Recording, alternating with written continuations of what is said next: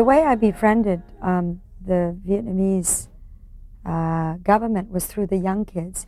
You know, Vietnam is 75 million people, and more than half were born after 1975.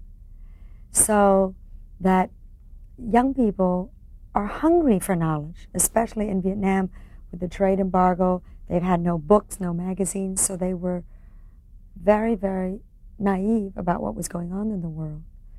So I told them American jokes, and I told them French jokes, and we exchanged ideas.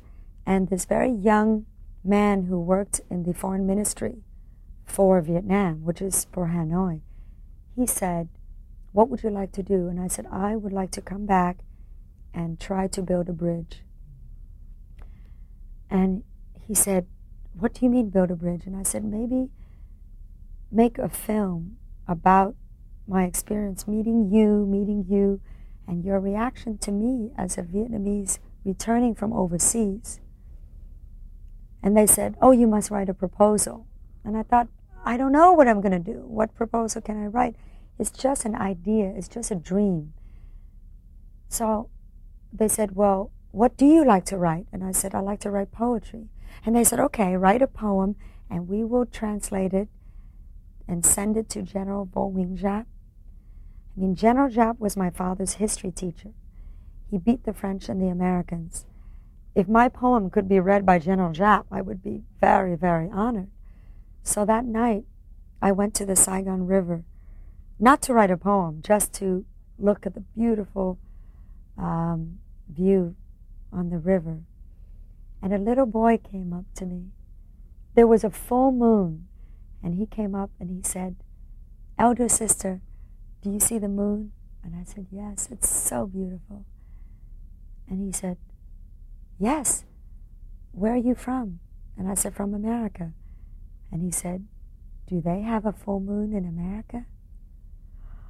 Oh, and I started to cry, to think that we share the same moon, but we don't even know it.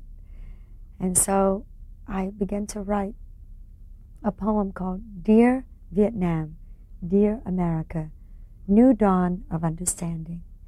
And I gave that poem the next day to my friend in the foreign ministry, and he sent it to General Giap. General Giap called me in my hotel room a week later, and he said, "This is the general." And the Vietnamese name for the general confused me, because I thought it was an imposter. I thought it was a joke. So I got very rattled, and I called him director instead of general. And he said, "No, I hear you are the director, and I'm the general." And it was a very funny exchange, because I saw he had a sense of humor. I told him that my father, even though my father is very anti-communist, my father respects him because he was his history teacher. And he said, "Oh, tell me more about your father." And I thought, now they're really going to capture me and throw me in jail. But they were so friendly, very spiritual, very, very spiritual, very Vietnamese, very Asian, forgiving, and very polite and very kind. So I saw a different side to these men who formed the Communist Party in Vietnam. Phạm Văn Đồng, Lê Đức Thọ, Vo Nguyen Giap were the three who were around Ho Chi Minh to form the Communist Party. And here I got to meet all three, spend time in their homes, meet their families, share my poetry. And I thought, this is reconciliation. This is the bridge that I was looking to build.